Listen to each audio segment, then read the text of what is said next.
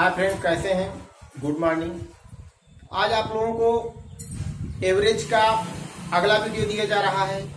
इसमें दो क्वेश्चन तो आपको दिए जाएंगे क्रिकेट मैच संबंधी, जो पिछले वीडियो में आप लोगों को बताया गया था। दो क्वेश्चन बचा रह गया था जो इस वीडियो में दिया जा रहा है। इसके पश्चात आप लोगों को लड़के लड़कियों की औसत या औसत आयु तथा औसत चाल संबंधी क्वेश्चन बताए जाएंगे। तो चलिए प्रारंभ करते हैं। क्वेश्चन स्क्रीन पर लिखा हुआ है, 40 पारियों में एक बल्लेबाज का औसत 50 रन है। 40 पारियों में एक बल्लेबाज का औसत 50 रन है। अगर उसके उच्चतम, यानी कि जितनी पारियां उसने खेला उसमें सबसे ज्यादा रन जिस पारी में बनाया, उच्चतम सबसे ज्यादा, यानी उच्चतम व निम्नतम सबसे कम स्कोर, यानी 50 पारी सबसे कम जिसमें बनाया हो, सबसे ज्यादा जिसमें बनाया हो 50 पारियों में से का अंतर 172 है। यदि इन दोनों पारियों, यानी सबसे अधिक रन बनाने वाली पारी और सबसे कम रन बनाने वाली पारी को हटा दिया जाए तो उसका औसत 48 रह जाता है। उसका औसत कितना रह जाता है? 48 रह जाता है। तब 48 रह जाता है तो उच्चतम स्कोर, यानी जो जिस एक पारी में वह सबसे ज्यादा रन बनाया है उसका क्या करिए, मान बताइए कि वो किस एक पारी में कितना ज्यादा रन बनाया था, यानी कितना रन अधिकतम वो बनाया था। तो चलिए बच्चों स्टार्ट करते हैं। Number average total. यहां पर आपको एक बात ज्ञात है कि सबसे अधिक रन बनाने वाला और सबसे कम रन का अंतर दिया है 172, यानी हाईएस्ट माइनस 172, यानी उच्चतम और निम्नतम का अंतर क्या है? 172 है। तो चलिए स्टार्ट किया जाए। अब यहां से जब स्टार्ट करेंगे हम लोग क्वेश्चन को, पहले 50 औसत था 40 पारियों में, तो 40 पारी का औसत कितना था? 50 था। स्टार्ट से ही आप नंबर एवरेज टोटल पर क्वेश्चन लगाते आ रहे हैं कि अगर नंबर का एवरेज में गुणा किया जाए तो टोटल, यानी कि वो अब तक 40 पारियों में कुल कितने रन बनाया, टोटल कितने रन बनाया है वो बात यहाँ से क्या करेंगे। यानी 2000 रन को अब तक वो क्या किया है? बनाया है। कितने रन बनाया है? 2000 रन वो अब तक बनाया है।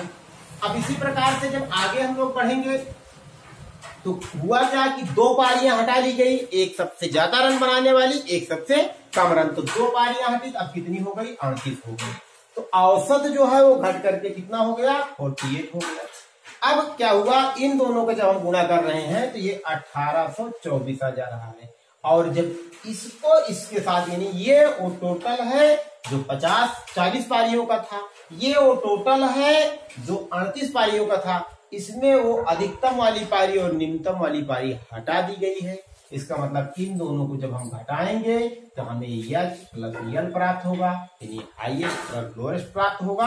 वो कितना हो जाएगा आपका? 172। तो पहले आपको प्राप्त हुआ है 176 आ जाएगा। ये क्या हो गया? इन दो पारियों का औसत हो गया। अब इसमें क्या करेंगे, इसको कैलकुलेट करेंगे।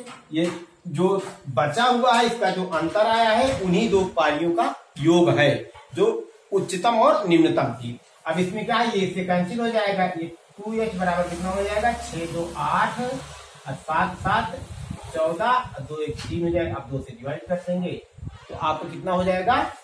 h बराबर 2 एकम 2 2 7 14 2 चौको 8, यानी ये उच्चतम पारी के स्कोर है। इस प्रकार से आपने देखा कि उच्चतम पारी के स्कोर आपको प्राप्त हो गया है। तो ये क्वेश्चन रहा क्या? पारियों में उच्चतम तथा निम्नतम पारी को हटाने संबंधी। एक क्वेश्चन इसी से रिलेटेड और आप लोगों को दिया जा रहा है, क्वेश्चन नंबर 2। क्वेश्चन नंबर इसी में 2 कह रहा है कि इसी का अगला क्वेश्चन, 42 पारियों में एक बल्लेबाज का औसत 30 है। कितनी पारियां हैं? 42 पारियों में एक बल्लेबाज का औसत क्या है? 30 रन, यानी 30 रन प्रति पारी है। अगर उसका उच्चतम और निम्नतम का अंतर क्या है? 100 है। उच्चतम और निम्नतम का अंतर 100 है। दोनों पारियों का हटा लिया जाए तो उसका औसत कितना हो जाता है? उसका औसत 28 हो जाता है। कितना हो जाता है? ये 28 हो जाता है। ये आपका क्वेश्चन बन गया। तो उसका उच्चतम पारी का स्कोर बताओ, यानी कुछ भाई जो इस पारी में वो अधिक रन बनाया था। क्वेश्चन नंबर, देखिए नंबर एवरेज कितनी पारियां थी? 42 पारियां थी। कितना औसत था? 30 औसत था। अब 42 पारियों का 30, देखिए 3 दूना 6 और 3 चौको 12, ये बन गया। अब हुआ क्या कि 2 पारियां हटा ली गई, तब 40 पारियां बच गई, औसत 28 हो गया। अब यहाँ पर 0 लग गया, 4 × 32 और 4 × 8 3 11 हो गया। अब यहाँ पर अंतर दे रखा है h माइनस यल दिया है पहले से 100 है, और यहाँ से निकालेंगे तो h इनका अंतर जो होगा वो h प्लस यल होगा। क्या होगा? h प्लस यल होगा। आइए घटा लिया जाए, यहाँ 0 आ जाएगा, यहाँ 4 आ जाएगा और यहाँ 1 आ जाएगा। अब इसको जब हम लोग हल करेंगे तो 2h बराबर क्या आएगा?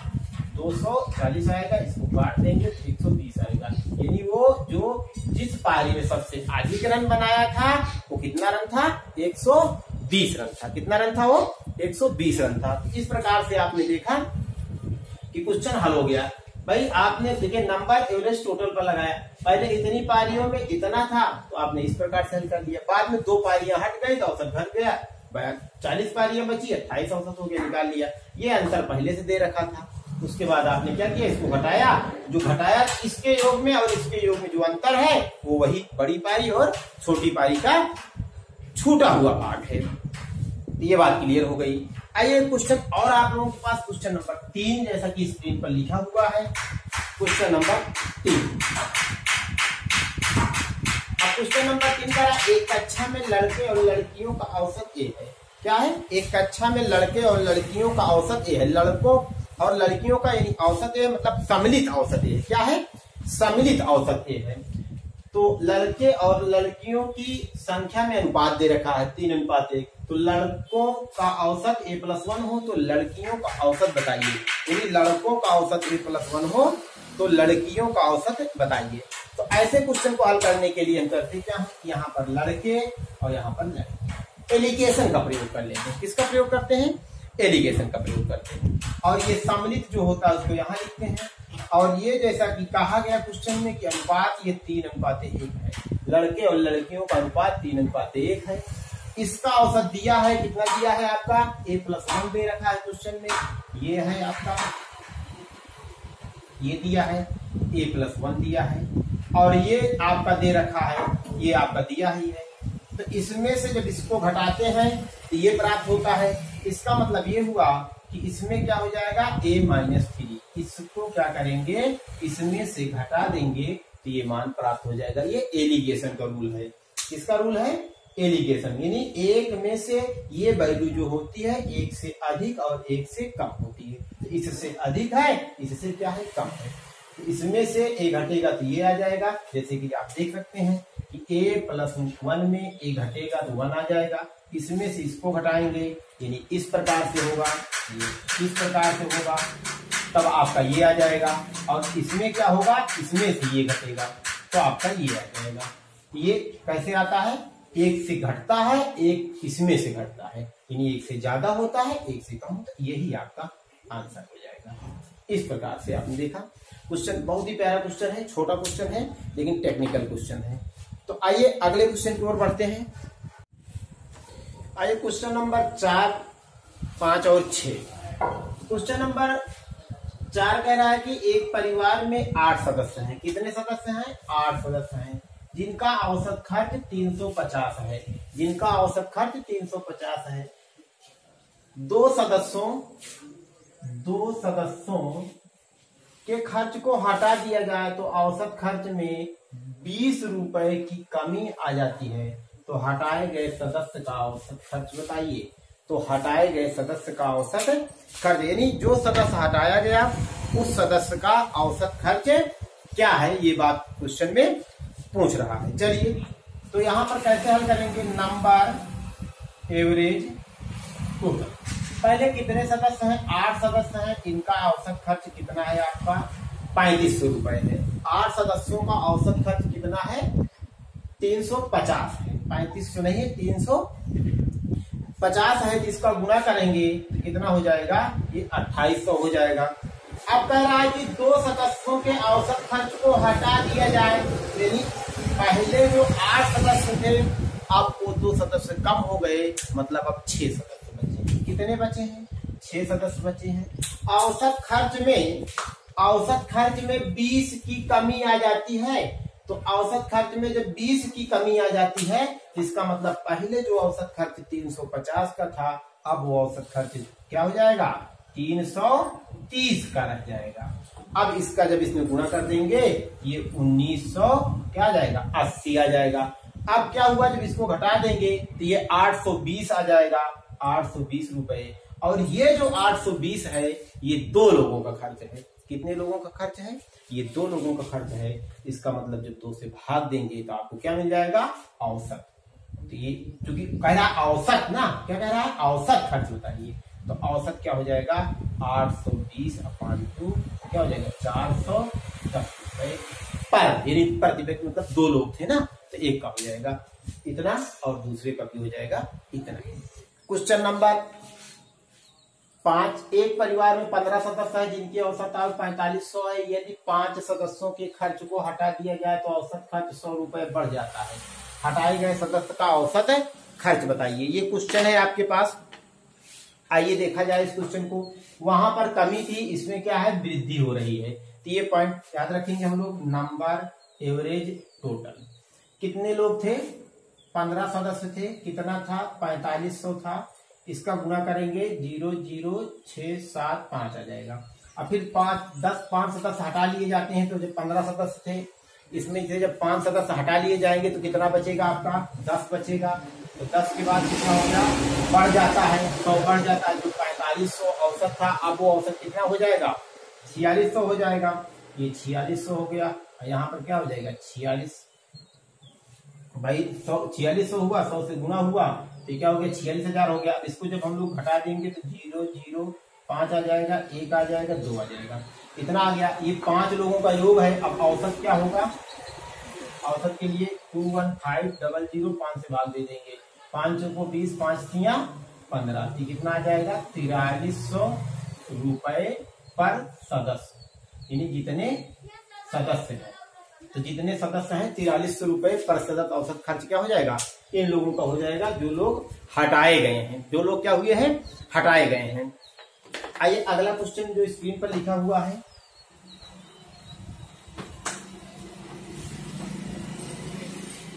क्वेश्चन है आपके लिए कि एक परिवार में 5 सदस्य हैं, यानी एक परिवार में कितने सदस्य हैं? 5 सदस्य हैं। कह रहा है 5 सदस्यों में से 3 पुरुष हैं। यानी ये बात जब उसने कहा कि भाई एक परिवार में 5 सदस्य हैं, 5 सदस्यों में से 3 पुरुष हैं, तो ये बताइए कि जब एक परिवार में 5 सदस्य हैं, 5 सदस्यों में से 3 पुरुष हैं तो 2 महिलाएं हो गई खुद ब खुद। 5 में 3 पुरुष हो गए, 2 महिलाएं हो गई। यदि परिवार के सदस्यों का औसत खर्च 3500 रुपए है, कितना है? ये आपका 3500 रुपए है। यदि महिलाओं के खर्च को हटा दिया जाए तो औसत खर्च में 1000 की कमी आ जाती है। यानी महिलाओं के खर्च को, ये बात तो सबको पता है कि महिलाओं का खर्च थोड़ा ज्यादा होता है, तो महिलाओं के खर्च हटा दिया जाए तो 1000 की कमी आ जाती है। यदि महिलाओं के खर्च में, इन जो महिलाओं का खर्च है, जो महिलाएं जो है उनके खर्च में एक महिला 2 खर्च करती है, एक महिला 3, यानी उनके आपस के खर्चों में 2:3 का अनुपात हो, तो उस महिला का खर्च बताओ जिसका खर्च अधिक है। तो उस महिला का खर्च बताओ जिसका खर्च क्या है? अधिक है। यानी उस महिला का खर्च पूछा जा रहा है जिसका खर्च क्या है? अधिक है। चलिए शुरू किया जाए क्वेश्चन को हल करना। वही rule, number, average, total. Number, average, total. कितनी सदस्य हैं? 5 सदस्य हैं। औसत खर्च कितना है? 3500 है। 5 सदस्यों का औसत खर्च 3500 है, तो इसका गुणा करेंगे तो कुल खर्च कितना हो जाएगा? महिला पुरुष मिला करके इतना हो जाएगा। कह रहे हैं कि महिलाओं के खर्च को हटा दिया जाए, तो अगर महिलाओं के खर्च को हटा दिया जाएगा तो 2 महिलाएं हट जाएंगी, तो बचे कितने? वही पुरुष बचेंगे। कितने हैं? 3 हैं। तो 3 यहाँ पर रख देंगे।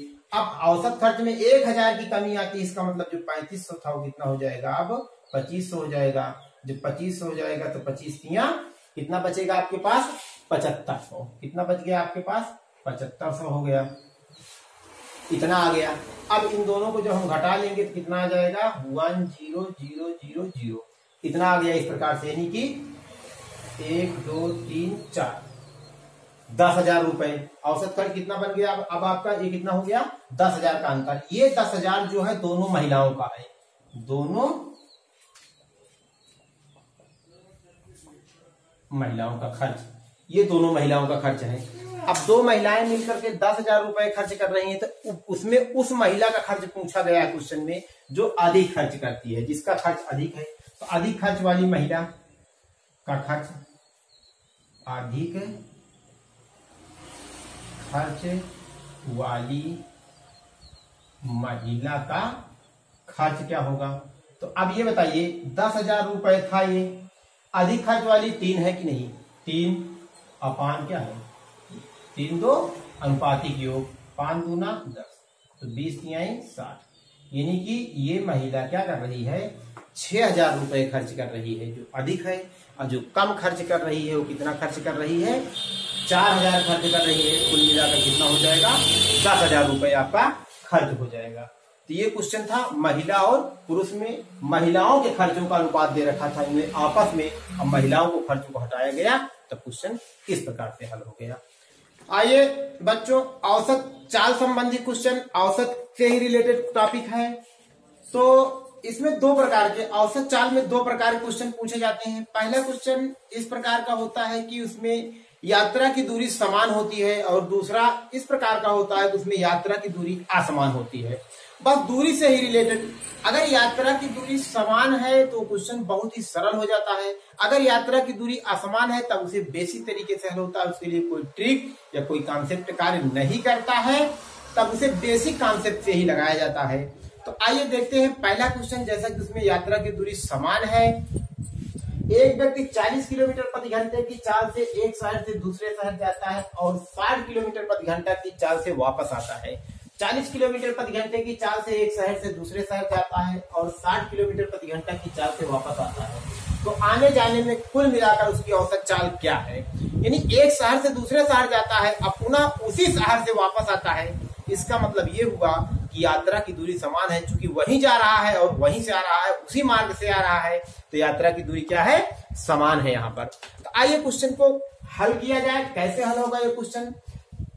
तो सबसे पहला चीज ये है कि यात्रा की दूरी जब समान है तो औसत चाल का एक सीधा साधा कॉन्सेप्ट होता है, औसत चाल। अगर यात्रा, याद नोट करिएगा कि यदि यात्रा की दूरी समान है तब, बाकी तो बेसिक तरीके से हल हुई। आइए बेसिक भी बता दिया जाए इसके लिए। तो 2ab upon a plus b, तो 2 और ये है आपका 40 और दूसरा क्या है आपका 60, और यहाँ क्या होगा 40 प्लस 60। इसको थोड़ा कैलकुलेट करेंगे, 2 इंटू क्या है 40 इंटू 60 अपान 100, ये इससे कैंसिल आउट हो जाएगा।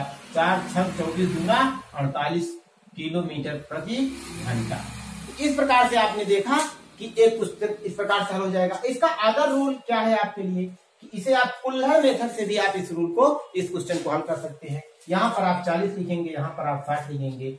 40 और 60 का जब आप एलसीएम निकालेंगे तो कितना होगा? यहाँ पर आप निकाल लेंगे 40 और 60 का एलसीएम निकालेंगे तो 20 दूना 40, 20 नहीं है क्या हो जाएगा 60, और 3 दूना 6 दूनी 12, 120 होगा, और 4 तिया 12, 6 दूना 12।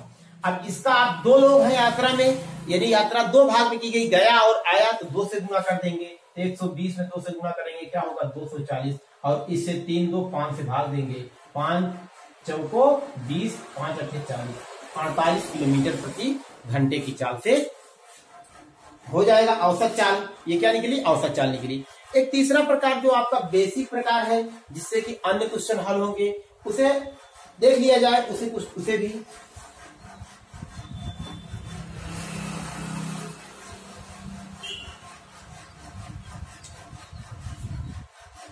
आइए, तो बेसिक तरीके से जब क्वेश्चन को हल किया जाएगा तो कैसे हल होगा? कह रहा है कि एक व्यक्ति 40 किलोमीटर प्रति घंटा की चाल से, यानी कि एक शहर से दूसरे शहर, यानी यहाँ से यहाँ तक गया, यात्रा की दूरी 80 किलोमीटर, यानी ए से बी तक गया और बी से आया, यानी 40 से गया, यानी कितने की चाल से गया? 40 किलोमीटर प्रति घंटे से गया और 60 किलोमीटर प्रति घंटे से आया। तो जाने में लगा समय, जाने में लगा समय क्या होगा? समय बराबर क्या होता है? दूरी बटा चाल। क्या होता है? दूरी बटा चाल। तो दूरी क्या है x और चाल क्या है 40। कितना आ जाएगा? आने में लगा समय, आने में लगा समय क्या होगा भाई? आज जितना जा रहा है उतना ही आ रहा है, इसलिए क्या हो जाएगा 60। तो कुल समय क्या निकालेंगे? कुल समय क्या होगा, जाने में लगा समय ये है, आने में लगा समय ये है। अब इसको जो काउंट करेंगे तो वही 120 आएगा। अब 3x ये क्या हो जाएगा, 2x ये क्या हो जाएगा, 5x बाई 120, 5 कितना हो जाएगा 48, यानी x बाई 48 इतना आ जाएगा। अब औसत चाल क्या होता है, कुल दूरी बटा कुल समय। औसत चाल होता है कुल दूरी बटा कुल समय। तो कुल दूरी x है और कुल समय जो है आपका क्या है, ये निकाले हैं x बाई 48, x बाई 48। अब x से x कैंसिल हो जाएगा, 48 किलोमीटर प्रति घंटा, ये आपका आंसर हो जाएगा। तो इस प्रकार से बेसिक तरीके से लंबा हो जाएगा, जो आपके एग्जाम की दृष्टि से बहुत अच्छा नहीं है, लेकिन चूंकि कॉन्सेप्ट है ये क्लियर रहेगा तो वो ट्रिक अपने आप याद रहेगी। तो आइए दूसरे क्वेश्चन की ओर चलते हैं।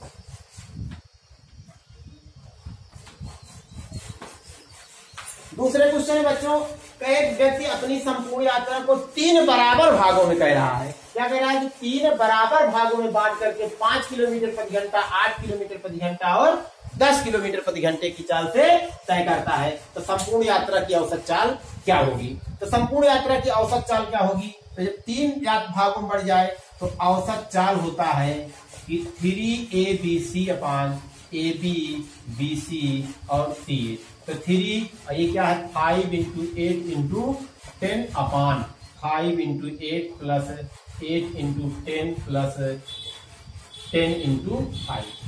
अब ऊपर वाले का गुणा कर देंगे तो 3 इंटू 5 इंटू 8 इंटू 10। अब इसको जब गुणा करके जोड़ देंगे तो आपको कितना आ जाएगा, 40 प्लस 80 प्लस क्या 50, 40 प्लस 80 प्लस 50। और ऊपर वाला जो टोटल काउंट हो जाएगा कितना हो जाएगा, 3 इंटू 5 इंटू 8 इंटू 10 अपान कितना बन जाएगा, 8 5 9 170। कितना आ जाएगा 170, इससे ये कट जाएगा। अब इसका गुणा कर लेंगे, 5 8 40, 3 या 12, 120 बटा 17, 7 सही 1 बटा 17 क्या आएगा, किलोमीटर प्रति घंटा। इस प्रकार से क्वेश्चन हल हो जाएगा। आइए कुल्हड़ मेथड से भी इसको हल कर लिया जाए। कैसे हल होगा, तो जब इसमें यात्रा को 3 भागों में तय किया गया है तो 3 लाइन क्लियर कर लेंगे। अब पहला क्या है, 5, ये 8 और ये 10 हो जाएगा। एलसीएम आपका क्या आ जाएगा, 120 आ जाएगा। एलसीएम कितना आ जाएगा आपका, 40 आएगा। और 40 का 3 से गुणा, तो 3 है, 1 2 3 है, 3 से गुणा करेंगे 120 आएगा। 5 8 40, 8 5 40, 10 2 8 5 13 4 17 और यहाँ पर 17 से भाग दे देंगे तो 7 सही 1 बटा 17 किलोमीटर प्रति घंटा। ये क्या हो जाएगा, औसत चाल। इस प्रकार से आपको प्राप्त हो जाएगी औसत चाल। किया क्या गया कि 3 भागों में तय की गई थी, 3 बांट लिया गया, 3 लगा करके 3 से यहाँ जो एलसीएम आएगा गुणा कर दिया जाएगा। बस इतना ही करना है। अगर 4 भागों में बांटी जाएगी तो 4 से गुणा कर दिया जाएगा। आइए बच्चों अगले क्वेश्चन की ओर बढ़ते हैं।